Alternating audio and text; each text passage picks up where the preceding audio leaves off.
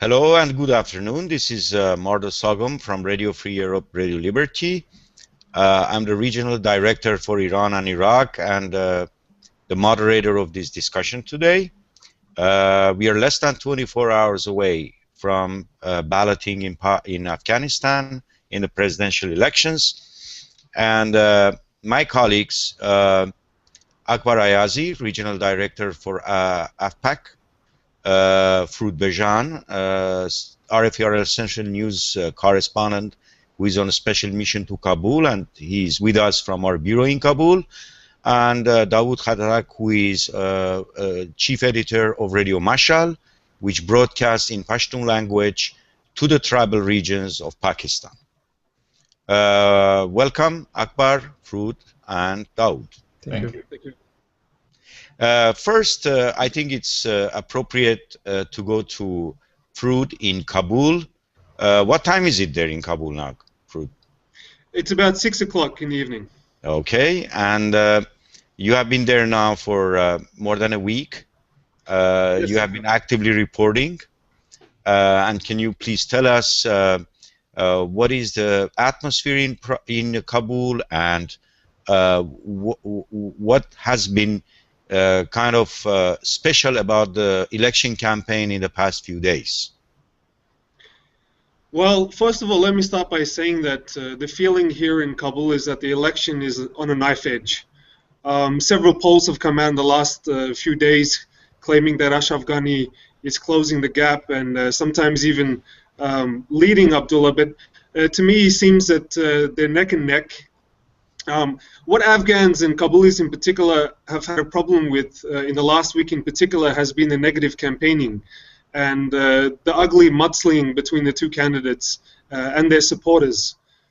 We've seen a lot of petty insults, name-calling, personal attacks, and dangerously, some of these have had ethnic connotations, which could affect the results of the election.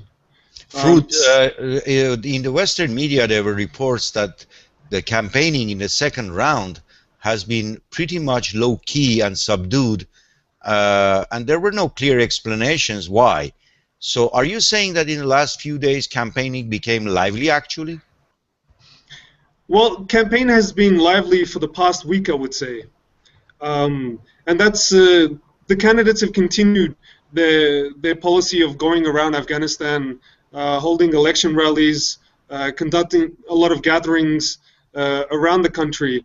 But what has really made it tense in this last week, as I mentioned, is this a lot of mudslinging, a lot of insults, and that has brought a lot of followers on Twitter, on Facebook, and even on the streets. And it's a very tense situation, and we've also seen evidence of this negative campaigning on the streets, because now there are dozens of posters around Kabul which have very nasty messages, and unfortunately that's what voters will see when they go on election day to vote. What about the ordinary people? Is this negative campaigning, you think, affecting potential voters negatively, or is it galvanizing the situation even more? I think it's making the situation very tense. I think for some hardcore supporters, I think they've probably welcomed this. You know, the fact that the candidates have taken the gloves off and they're not nice anymore. But I think for the majority of the people, they're very concerned. I think people might even be turned off by this. The fact that they see this negative campaigning. So it might affect the turnout, you think? I think it could, because there's already, I think the turnout will be high, but it won't be as high as the first round. I think the violence has a lot to do with that, and the fact that these tensions have been rising as a result of these negative campaigning, I think adds to that. Earlier today, I was discussing this with Akbar Ayazi, and Akbar, you were thinking that turnout will be again quite high this time. Do you have a difference of opinion with Fruit on this issue? Yes, thank you, Mardo. I think I might have a little difference of opinion because at the previous elections, the first round, we had 9 candidates, and so voters were dispersed. They were kind of confused even with who to vote because the alliances were so dispersed. But now the alliance is getting stronger and getting to 2 major camps. So I think there will be a turnout. I think there is still enthusiasm that people will vote. But I think one thing is very important that we need to remind our audience and listeners is that no matter what, Afghanistan is experiencing democracy in a very, very first stage. So it could take negative campaigns, there will be positive campaigns. As a matter of fact, the first campaign was not a appealing to the voters campaign, it was a campaign who is going to take my side. Every day there were rallies, who is joining me? Karzai brothers are split, one goes to one, goes the other one, or the warlords, the powerful people, or the influential people. This was all about the rallies, big pictures all over and posters, who is joining me. I don't think there was a good message delivered by the candidates to the people of Afghanistan on their platforms. But I think the important thing is that in a country of a violence for 40 years, you see democracy in action.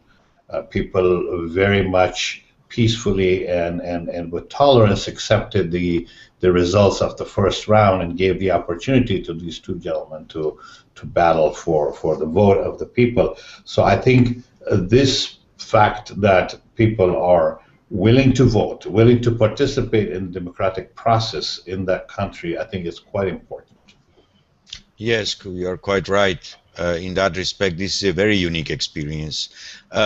Fruit, okay, we have no doubt that your eyewitness account of this kind of zesty campaigning is accurate. We have no doubt about it. You were there in the first round. You witnessed the tone of the campaigning in the first round. But tell us, what is the general impression? Is Abdullah Abdullah likely to maintain the advantage he had in the first round? Thank you, Madhu. Yes, I think he will. I think that the numbers are stacked against Ghani. As we know that Abdullah won 45% of the first round while Ghani won just 32%. I think for Ghani it's too much room to make up. But I should add at the same time, there are several factors that make the election very unpredictable. First is the level of violence that we might see during the election. Second is the level of fraud that might be committed. And third, maybe the most important, is where the Pashtun votes will go, especially those that are won by candidates in the first round. And I'm talking about people like Zalmay Rasul, Gulaga Sherzai, and several others. So given these uncertainties, given these wild factors, what makes you think that Abdullah will maintain his lead? For the precise reason that I said that he only needs 5% more. And the other is that I mentioned that a lot of these Pashtun candidates that didn't make it to the second round, Abdullah has managed to woo a lot of them on his side. I think the biggest name for Abdullah was Zalmay Rasul, who won around 11% of the national vote. But of course, it's we don't know the fact that those votes that Zalmay Rasul captured are going to be transferred to Abdullah. But I think he's in a very strong position. According to a recent poll, it seems that the momentum is on the side of Ghani, and the factor mentioned basically is Dostum's alliance with Ghani. What do you think about that? Well, I don't think that's a good judgment to make, because Dostum was with him in the first round as well. So okay. I don't understand why that would make a difference in the second round. Okay. Akbar, I can see that you disagree with this. Yes, I disagree with Fruit, unfortunately, because at the first round the votes were dispersed, as I said, to 9 candidates. So it doesn't mean if some people, some of the former candidates have made alliances with the current candidates, they will bring their votes. It's going to be a new election, I think. It's going to be a new process. People will be rethinking. People are re-educated. People are going in different directions now, because in Afghanistan, elections not based on platform, not based on your program. As I said, in the second round of the campaign, there was not even a program. There was no understanding of people what these particular two candidates are going to do on the economy, what are they going to do on the foreign policy, what are they going to do on the defense, how are they going to bring peace. These were not the issues discussed. So people are voting mostly based on alliances, based on ethnic lines, based on linguistic lines, based on self-interest. So this is not guarantee that those who allied with the candidates will bring the votes. Thank you, Akbar. That Ashraf Ghani is leading with 48 to 43%. So that means Ashraf Ghani has gained almost 16% more in this campaign. I don't know how he did it and why he did it, but I think it's still a dead heat. It's a campaign that I don't think is very difficult to predict. I think that's the exciting part of the whole campaign, is that you don't know who's going to win. You mentioned, you said a phrase which I liked. I mean, it's interesting to see if this election will prove it right or not. You said it's a whole new election. And things like this do happen in elections. When the deck of cards change and in the second round, two front runners remain, it could well be a new election. Different game. Dawood, tell us, what is the degree of interest in the tribal regions of Pakistan towards the Afghan elections? Is it being discussed by local leaders, by people? What do we hear from Radio Mashal reporters in the region? Thank you, Mardo. So far the discussion among the general people is concerned, I don't think that there is very much interest, particularly about this second round of election between the two Afghan presidential candidates, Ashraf Ghani and Dr. Abdullah Abdullah. As for the government level is concerned, so the Pakistani government, and when we are saying the Pakistani government, so there are two kinds of thinking on the Pakistani side. One is the Pakistan security establishment, and the other one is the Pakistan civilian government. So they are, of course, they are watching this election with utmost interest.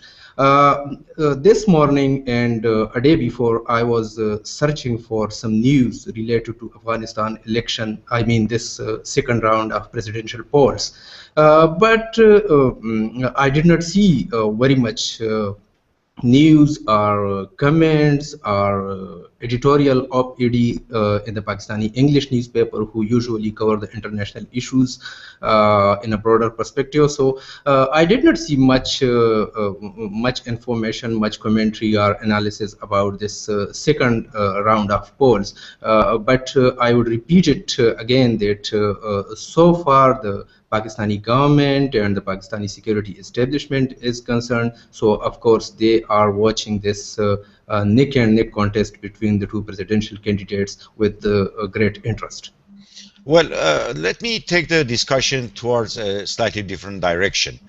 It is obvious to Afghan observers or observers of Afghanistan that when the new president gets elected, a lot of things, perhaps the security situation, definitely the economic situation of the country, the degree of happiness of the people would depend on the new president's relations with two important countries. One which is thousands of miles away, and one is a country which sits on the borders of Afghanistan, Pakistan. So Pakistan and the United States. These are two countries that Afghanistan has to deal with. Akbar, let me first ask you, do you believe there are substantial differences or noticeable differences between these two candidates and the likely relations they would try to establish or develop with these two countries? I don't think, as far as the United States is concerned, that there will be a major difference of the approach of the two candidates towards the United States, because they are allies of the United States. They were part of the previous governments. They were finance ministers, foreign ministers. and they have worked with the Americans, and they have both promised that they will look into the strategic treaty and sign it with the United States. But as far as Pakistan is concerned, I think there might be different approaches of the policies of the two candidates. I'm not certain what approaches they will take, but of course, you know, always the Durand line is a problematic issue, and that's the first thing that comes to the mind of the new leaders and the Afghan people. So people are sometimes skeptical that maybe Abdullah would work with Pakistan closely to recognize this line, and that brings and puts a lot of fears amongst the Pashto-speaking people, because they never believe in it and they never recognize it, and they will not like the idea. But at the same time, Ashraf Ghani is probably going to try to follow pretty much the line of what President Karzai has followed so far as Pakistan is concerned. But I think it's more important how these two orchestrates their policy toward Pakistan as far as the Taliban in peace negotiation is concerned, because Pakistan is supposedly to be the biggest supporter or sort of a safe haven for Taliban to do cross-border attacks. So I think both candidates will be more interested how they articulate their relations with Pakistan to stop the violence and cross-border attacks by Taliban, and to formulate a peace agreement with Taliban. Dawood, do you agree? Yes, to much extent I agree with Akbar, as he said. But let me add only a few things. That peace in Afghanistan, it is now it's not restricted to only the United States and Pakistan. I think a lot of other things are also involved. Like from the Pakistani perspective, they are always looking towards India whenever it comes to Afghanistan, and the so-called strategic depth policy of the Pakistani security establishment, or the success of Pakistani governments. Always, this was one reason behind that strategic, like the major reason behind that strategic depth policy was the Indian factor. So India is also a much bigger factor, and same as the regional powers of Iran. So I think, but looking at Pakistan, Ashraf, as Akbar mentioned, Abdullah in the Pakistan, because Ashraf Ghani, he is not as viewed as closer to the Pakistani side as they are viewing Ashraf Ghani, because looking at the period of jihad, for a long time Abdullah was quite known in the Pakistani security establishment, and this will be very easy for the Pakistani side to deal with Dr. Abdullah instead of Ashraf Ghani Ahmadzai, who is quite new for them, like in terms of dealing. And I just want to, add, Mardo, is just recently the former ISI chief Hamid Gul said that he prefers to see somebody who is a former jihadi to win the elections. So, you know, when you have some signals such as this, that can tell you there is either he's referring to former relations or work with the Abdullah group, or so. There is a tendency among the establishment probably is to prefer Abdullah to be in power, because they might think it would be easier to deal with him. Martha, can I just add here something? Yes, of course. I was just going to ask you what is the biggest issue you think in people in Kabul keep in mind when they are thinking about these two candidates? But go ahead along these lines, please. Well, first of all, I wanted to just say yes that Hamid Gul, the former ISI chief, said that yes, Abdullah would be the better person to bring up peace in Afghanistan. And he mentioned Abdullah's jihadist background and the fact that Gul and the ISI have previously worked with groups like him, with the Mujahideen groups. But at the same time, Abdullah, the former alliance, Northern Alliance, was extremely anti-Pakistani. Of course, they fought the Taliban, a Pakistani proxy. So At the same time, we might see a much tougher stance from Abdullah if he's president against the Taliban and against Pakistan. Mardo, may I add a few points? Yes. Yeah. There is one to carry forward this discussion. There is one point from Pakistani policy point of view about Dr. Abdullah. Since he is representing the whole of Afghanistan, but he is being seen as the main representative of the Tajik community, and if he is elected, Pakistan security establishment can get a point that he is can present him as a minority leader, and this can be cashed very well with the Taliban to present them as the aggrieved party and present the Taliban as the Pashtun representative. And in this way, this situation, like the support for the Taliban, who are always being supported from the Pakistani side one way or another way, they can mount the support for the Taliban by saying that, or by presenting the argument that this person who is sitting now in the presidential palace, he is the representative of a minority community, and in this way they can like present the grievances of the Pashtuns, and they can mount support for the Taliban. Okay, thank you. What other issues, Fruit, comes to your mind from what you have seen in Kabul? What do people care about? What do they try to see in the two people when they weigh their advantages and disadvantages in? What abilities? Peacemaking? Pure economic management?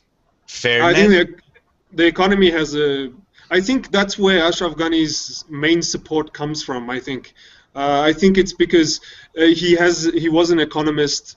He has written a book about fixing failed states.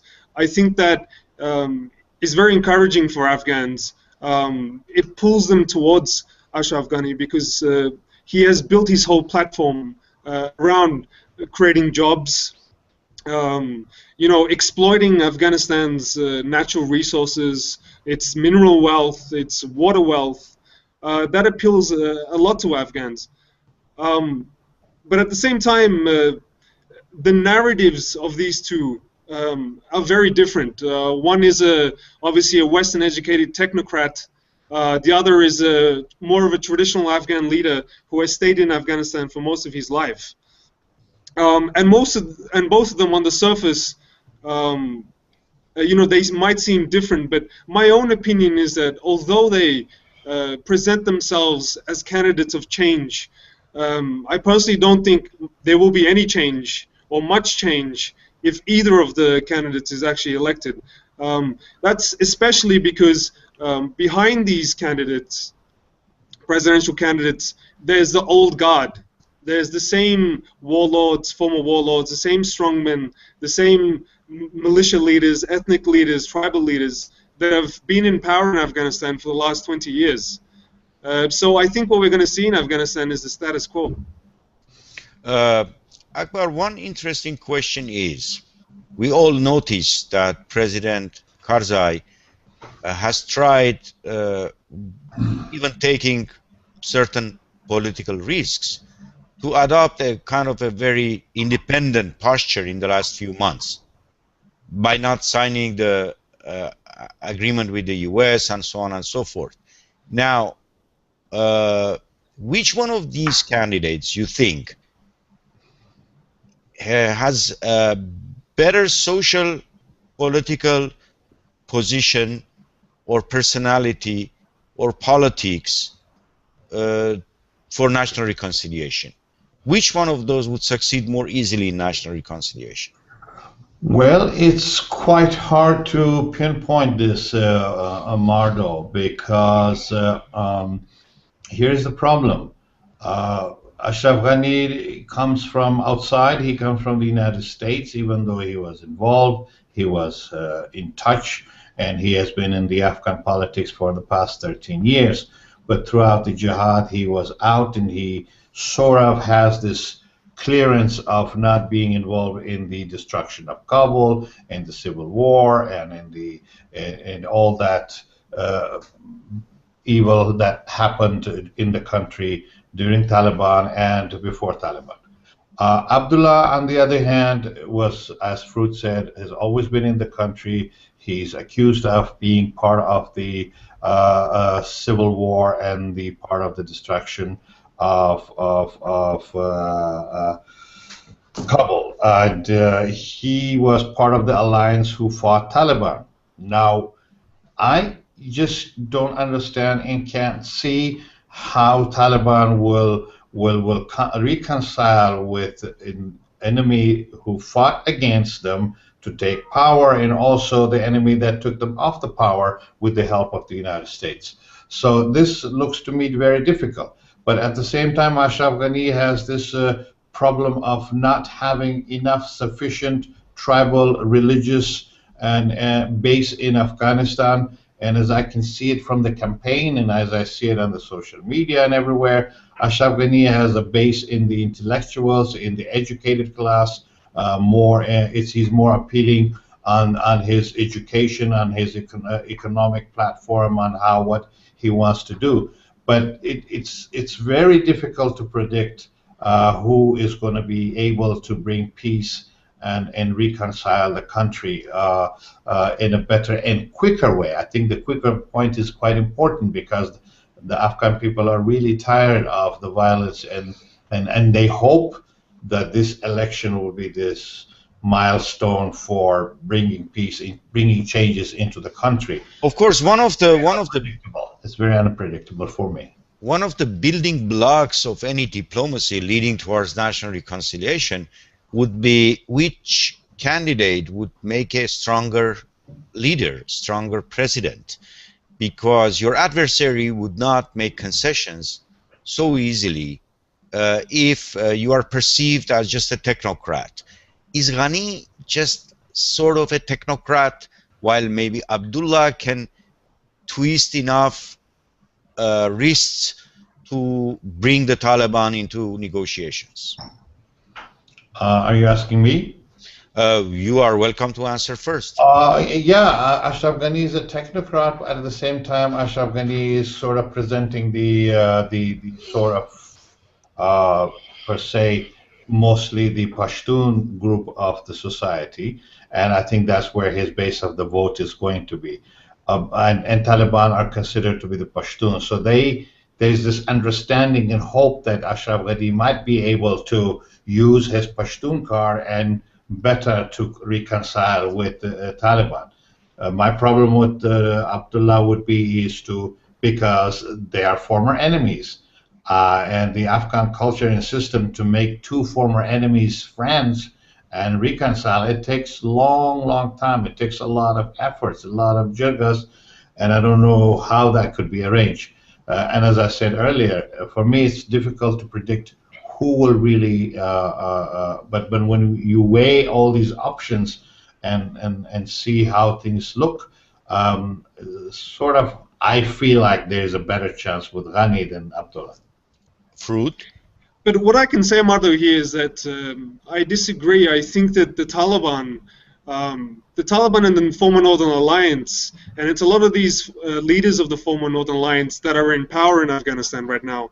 I think the Taliban has a beef with the Northern Alliance, and I think if there is ever going to be a reconciliation, I think these two groups would have to work it out. Because the way that I see the Afghanistan war here is that it's a prolonged civil war. Basically, when the United States came, they took sides in a civil war. They ousted the Taliban, and then they brought back the Northern Alliance. And I think now, if there is going to be peace and reconciliation, I think those two groups will need to sit down.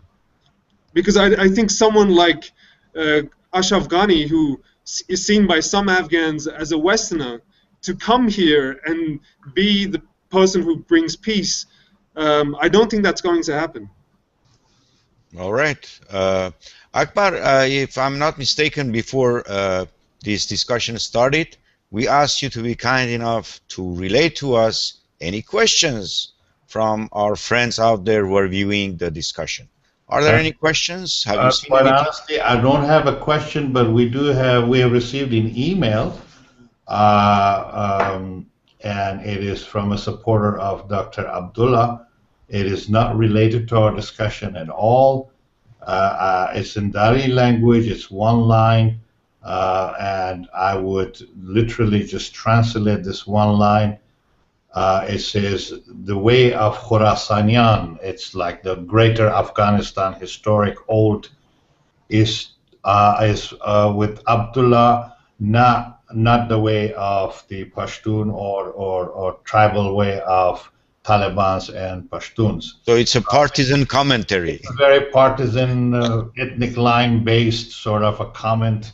I don't think it's even a question. But this is how, unfortunately, as Safrud referred to earlier, is that the campaign has, the supporters and the candidates themselves took the campaign on a negative track, and unfortunately, and let's hope it doesn't affect the outcome of it. Mardo, yes. Can I just add here, we were talking about the differences between Ashraf Ghani and Abdullah. For better or worse, I'd like to say that, you know, Abdullah is, as I mentioned before, a traditional Afghan leader. He's very adept at deal making, these patronage networks. Ghani to me is more like someone new to the block, a boy new to the block. You know, he's seen more as an academic rather than a politician. But that's not just a negative. That is also a positive in many Afghan people's minds. Interesting. But at the same time, I think that Ghani has learned very, very quickly since the 2009 election, when he fared very poorly. He only won 3% of the national vote. Mm-hmm. And I've written about this previously, that he has changed himself monumentally. He's changed everything from his appearance to his policies to the people who he puts on his electoral ticket. And we see if I just start with his appearance and his name, he's adopted his tribal last name, Ahmadzai. Before that, there was no mention of Ahmadzai. It was simply Ashraf Ghani. That's true. The fact that he has grown a bit of a beard or you know, some facial hair, the fact that he prays more often, the fact that he has religious beads in his hands, these are all very symbolic, but they're also very powerful symbols. Very interesting. Thank you for bringing out those. And the fact that I can mention that if I just mentioned Dostum here, Ghani has also learned, and he's said this many times, that the fact that he has chosen a notorious former warlord is because of the current reality in Afghanistan. That the fact that these guys wield enormous power is the reality, and the fact that you cannot fight it, and the fact that you have to welcome it, and you have to work with what the reality is in the country. Thank you. What is the? I noticed that of course I can only read Dari, but from what I have read in the past few weeks in Afghan websites, why is the issue of transparency so much emphasized by both candidates? It's not transparency is one aspect of fair elections, but particularly transparency, for example, not other aspects of potential fraud. Akbar?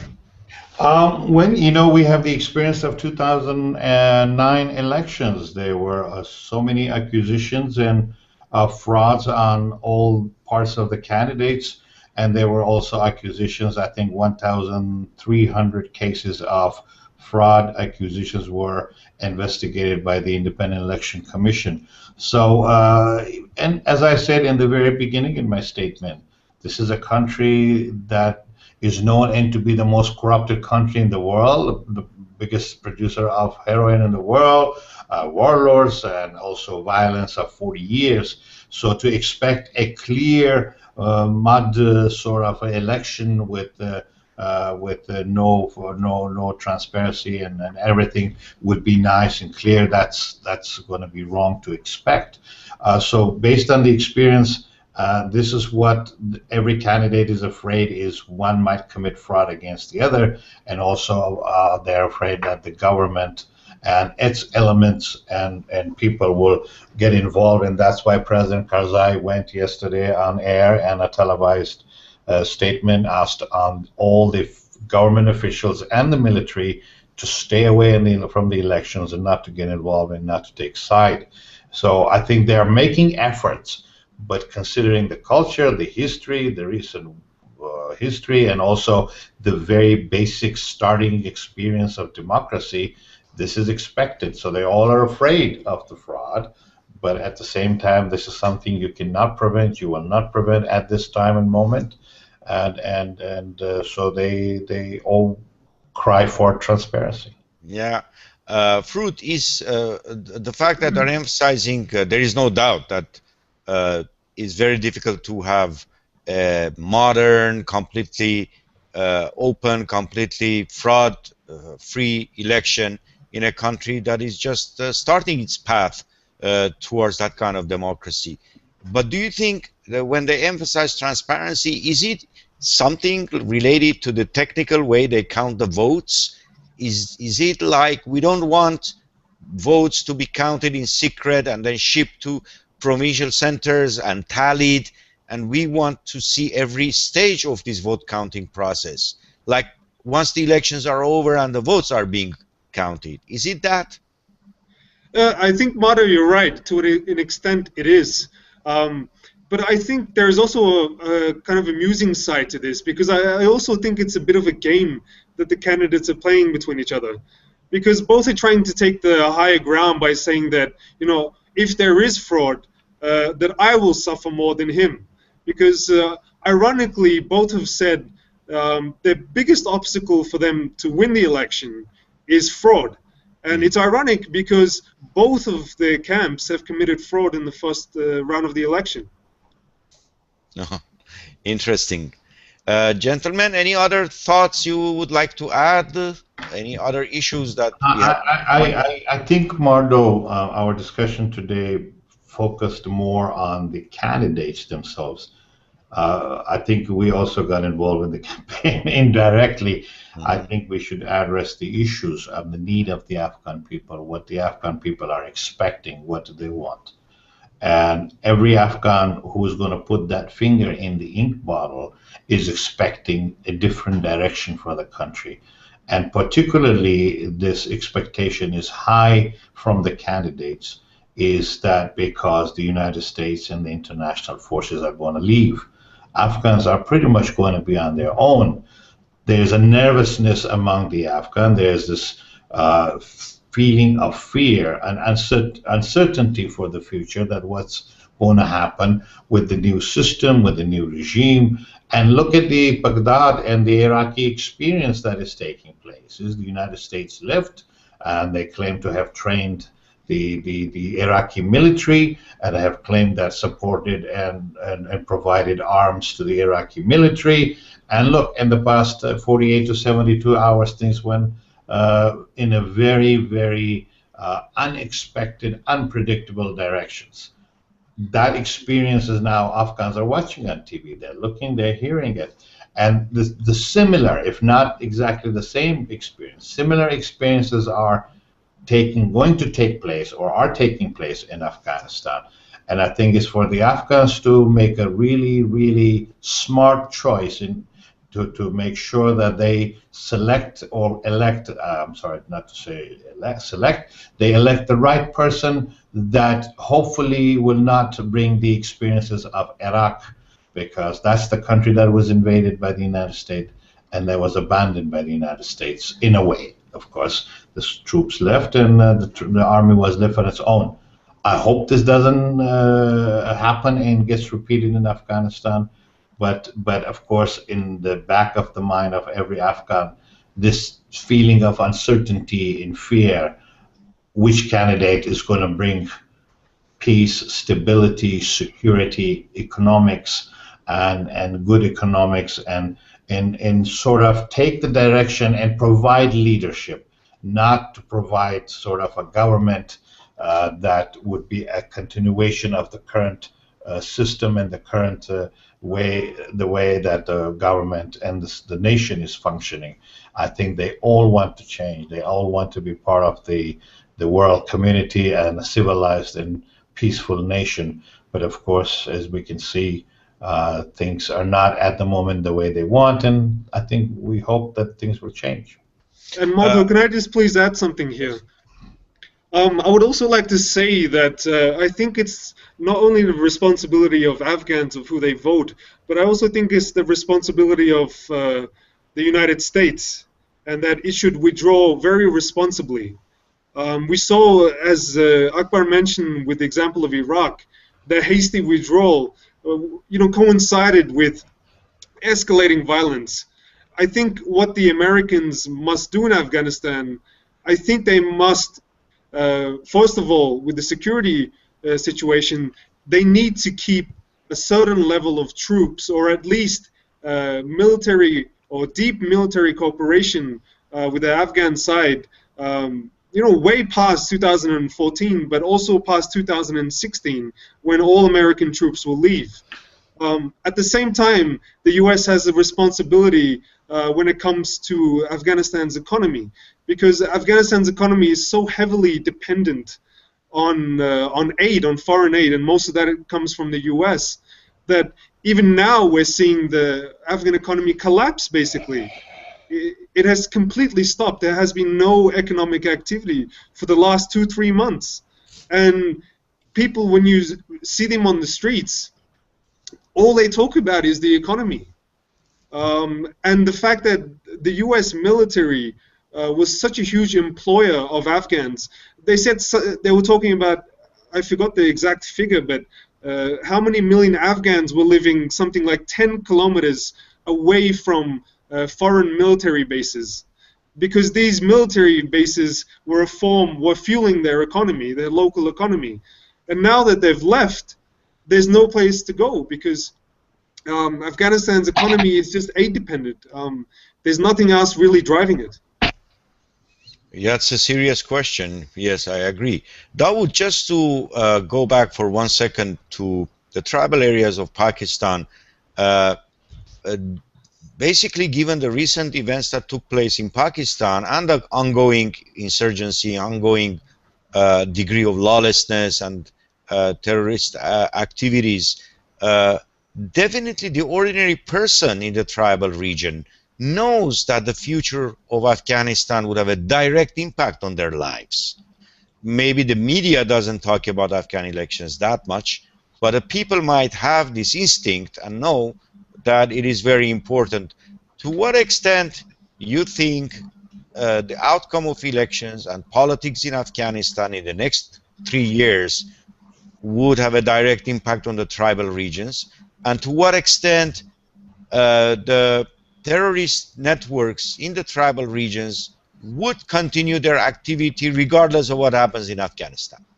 Well, Mardo, if the people of tribal areas, they think or they don't think, the situation in Afghanistan is really affecting the situation in the tribal areas. And this is not something new. This is for the past more than 1 decade. This is happening, and not only in the tribal areas, but in the rest of Pakistan also. And from time to time, the Pakistani state ministers, even the Pakistani foreign ministry, they openly are saying that the situation in Afghanistan is really affecting the situation in the Pakistani side. And the previous government of Khyber Pakhtunkhwa province, which is joining border with Afghanistan, they were openly mentioning that unless there is peace in Afghanistan, there will not be peace in Pakistan. So of course it is affecting. So far, what was your second question? Would you mind to repeat it? No, I was saying that to what extent instability and the problem of terrorism in Pakistan, especially in the tribal region, is independent of even events in Afghanistan. To what extent it's a self-perpetuating situation in Pakistan or in the tribal regions? Well, basically, whatever is happening in Pakistan right now, one way or another way, this has a connection with Pakistan, and these are the past policies which is haunting the Pakistani state right now. So far, the Afghan Taliban are concerned. Well, they are there stationed in the Pakistani areas, and they are going forth and going back in the border areas.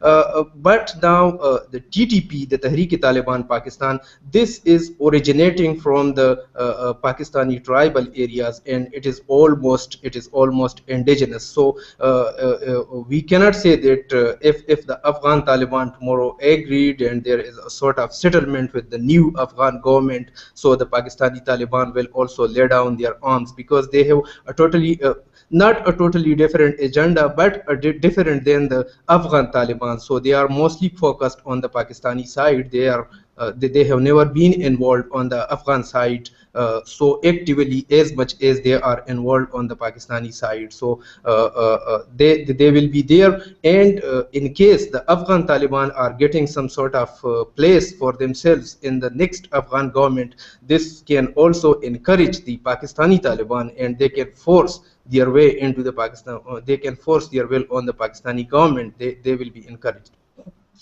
Fruit, one practical question before we conclude. Last time, I think Yes. it took 3 to 4 days for the first limited, partial, unofficial results to come out. Do we have the same expectation this time? Maybe after 3 or 4 days, we will get an indication? I think we'll be fairly the same time. I think we're going to see something very similar. I think one thing that might delay it even more than last time is that the fact that there is more violence this time, because the election comes in the middle of the Taliban spring offensive. Not only will that decrease the number of people who vote, I think, but it will also affect, what you just mentioned yourself, the counting and the fact that getting the votes, getting them back to Kabul. I think that will be disrupted. Okay, thank you very much, and we will conclude this discussion. Looking forward to the interesting events tomorrow and in the following days to see what happens and who wins in Afghanistan.